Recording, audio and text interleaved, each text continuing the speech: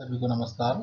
आज के इस वीडियो में माध्यमिक शिक्षा मंडल भोपाल द्वारा सत्र 2020-21 के लिए जो कक्षा 10वीं और 12वीं के ब्लूप्रिंट जारी किए गए हैं, उन ब्लूप्रिंटों में संस्कृत सामान्य कक्षा 10वीं का जो ब्लूप्रिंट जारी किया गया उसकी चर्चा या विवेचना प्रस्तुत कर रहा हूँ। इस चर्चा को हमने संस्कृत के अपने विद्वान शिक्षकों के सहयोग से इसको समझा है और इसका जो प्रस्तुतिकरण है वो आपको हम लेकर आए हैं ताकि सभी विद्यार्थियों को और शिक्षकों को थोड़ा सा सहयोग और सहायता प्राप्त हो सके। शिक्षक वैसे तो शिक्षकों ने ये विद्यार्थियों को अच्छे से नोट कराया होगा, फिर भी हमने इसको वीडियो फॉर्म में केवल इसलिए बदला है कि पूरे सेशन में आपने देखा होगा कि विद्यालय बंद रहे और अब तक जो भी सामग्री आप तक गई है वो डिजी लैब, व्हाट्सएप ग्रुप या दूरदर्शन या किसी अन्य इलेक्ट्रॉनिक रूप में आप तक पहुंची है।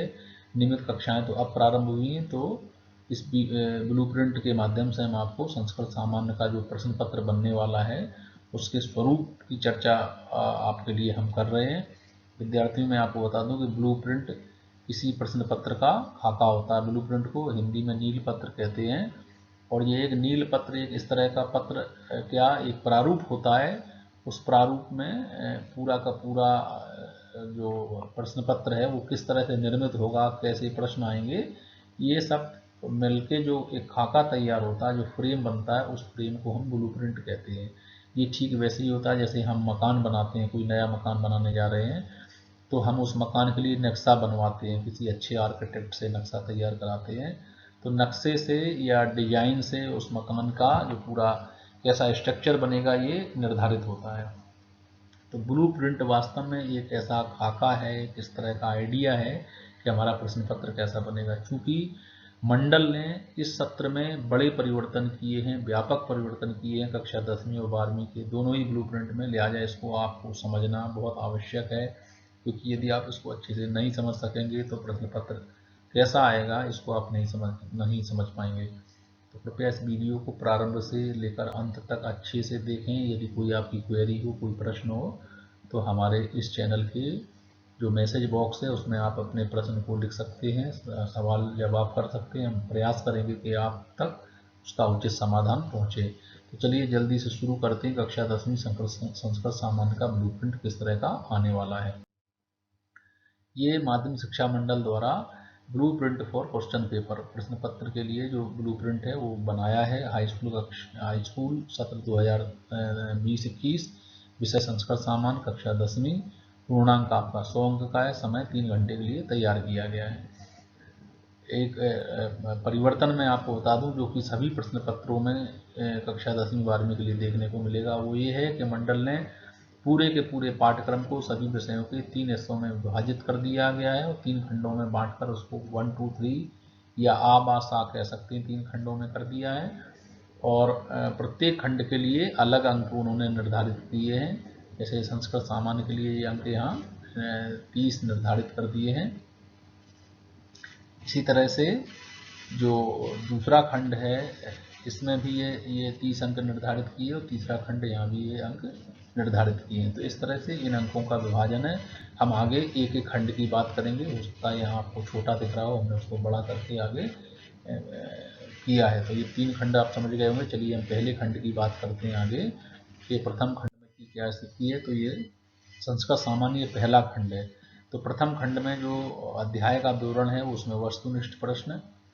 इस पूरे खंड से एक बड़ा चेंज किया गया है कि इस पूरे खंड से आपको कोई भी सब्जेक्टिव प्रश्न, डिस्क्रिप्टिव प्रश्न आने वाला नहीं है, सभी के सभी ऑब्जेक्टिव आएंगे। तो ये बहुत रोचक है कि इस पूरे भाग से केवल ओटी, जिसको आप शॉर्ट में ओटी कहते हैं, ऑब्जेक्टिव टाइप प्रश्न रहते हैं, वो आएंगे और ये 30 प्रश्न इस पूरे पोर्शन से आ रहे हैं जो कि 30 अंक के हैं।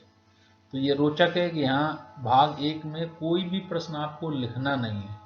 तो यदि कोई विद्यार्थी वास्तव में अच्छे से 30 प्रश्न की तैयारी कर ले तो उसको 25 से 30 अंक तो यहीं प्राप्त हो जाएंगे। तो आगे के पोर्शन में 5 या 10 अंक लेना है तो पास होना तो सरल है, लेकिन आपको पास होने से संतुष्ट नहीं होना है। आपको मैक्सिमम अधिकतम प्रश्न पत्र को हल करना है, केवल इसके लिए नहीं पढ़ना कि हमको पास होना है। पास तो आप सभी होंगे, अच्छे से मेहनत करेंगे सभी होंगे, लेकिन आप अच्छे से समझ लें उस पूरे विषय वस्तु को।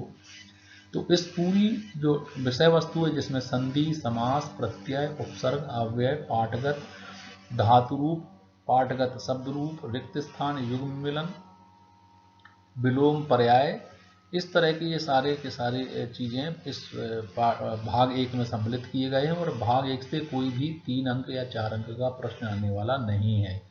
इससे पूरे के पूरे वस्तुनिष्ठ प्रश्न आएंगे। वस्तुनिष्ठ प्रश्न में रिक्त स्थान वाले प्रश्न होंगे, आपके सत्य असत्य के प्रश्न हो सकते हैं, आपके बहुविकल्प हो सकते हैं, मीन्स 4 विकल्प दिए हो, एक सही उत्तर होता है उनमें से जो लिखना होता है।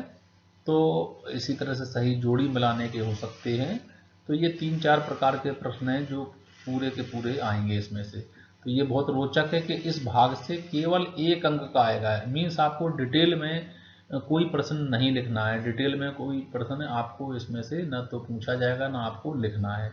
तो ये एक बड़ा परिवर्तन आपको संस्कृत में देखने को मिला है कि 1 अंक के ये प्रश्न पूरे के पूरे भाग से 30 प्रश्न आएंगे इससे। ठीक है, आगे हम देखते हैं भाग 2। भाग 2 में से विषयात्मक प्रश्न आएंगे, अर्थात जो आपके पाठ हैं संस्कृत के जो अध्याय हैं उसमें जो प्रश्न उत्तर हैं। तो भाग 2 से केवल 3 अंक के प्रश्न आएंगे, जो कि 10 प्रश्न आएंगे। तो जो 10 प्रश्न आएंगे उसके लिए लिख भी दिया। पूर्व वर्षों में आपने देखा होगा कि लगभग हर प्रश्न के साथ आंतरिक विकल्प अथवा वाला प्रश्न आता था, जो अब नहीं आएगा। क्या चेंज किया गया कि आपको 15 प्रश्न दिए जाएंगे, स्पष्ट लिखा गया है 15 में से कोई से 10 प्रश्न हल करना है। तो 3 अंक के जो 10 प्रश्न आपको हल 10 प्रश्न करने हैं, वास्तव में पूछे जाएंगे 15। तो 15 में से कोई से भी 10 आपको करने हैं, जो कि 30 अंक के हैं। तो भाग 2 हमारा, तो भाग 2 में कोई भी आपका ऑब्जेक्टिव टाइप प्रश्न नहीं है, 4 अंक का प्रश्न नहीं है। ये खंड 2 से विषयात्मक प्रश्न है जो कि 30 अंक के हैं। बात करते हैं खंड 3 की। तो खंड 3 में सभी प्रश्न 4 अंक के होंगे। तो इसकी तैयारी थोड़ा अच्छे से करना, लिखने की तैयारी ढंग से कर लेना।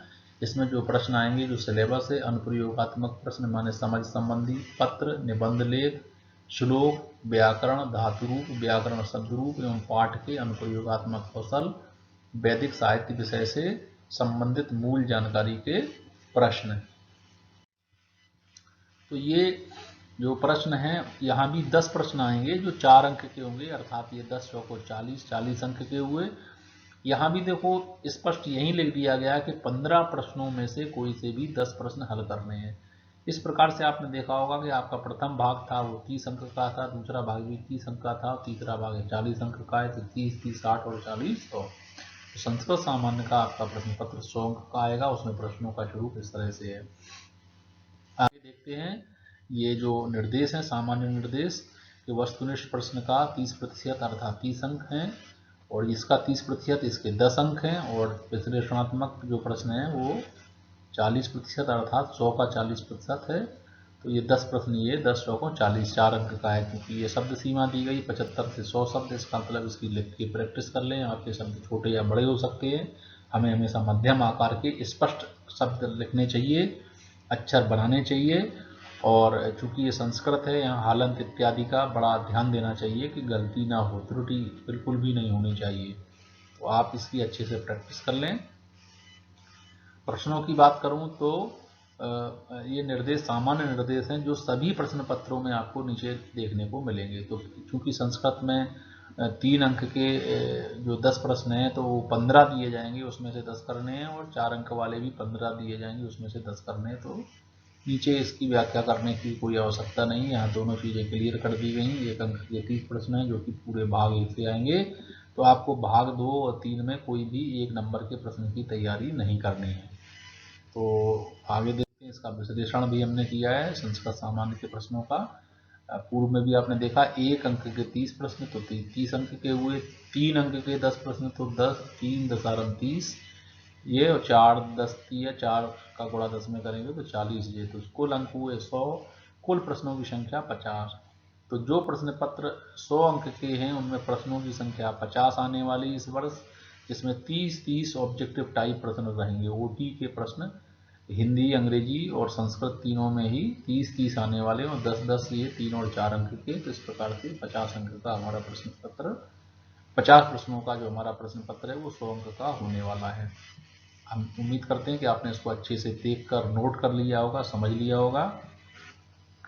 आगे हमने ये पाठ्यक्रम पूर्व के वीडियो में भी कम किया गया पाठ्यक्रम डाला था, ये तो हमने केवल आपको संक्षेप में पढ़ने के लिए, जैसे जो जो पाठ हटाए थे उसमें से संकल्पमस्तु, सद्व्रतम, मद परिणाम, महाभारते, विज्ञानम, चाणक्य नीति और गुरु दक्षिणा, ये पाठ्यक्रम से हटा दिया गया है। आपने पूर्व में भी हमारे किसी वीडियो में इसको देखा होगा और वहाँ से नोट कर लिया होगा। तो ये वीडियो उम्मीद करता हूँ कि आपको ब्लूप्रिंट के जो खाका है, जो आपका प्रश्न पत्र का जो स्वरूप है, उसको समझने में आपकी मदद करेगा। इसके बाद भी कोई प्रश्न या क्वेरी हो तो आप हमारे चैनल के डिस्क्रिप्शन बॉक्स में देख सकते हैं। वीडियो देखकर इसको समझने के लिए बहुत बहुत धन्यवाद।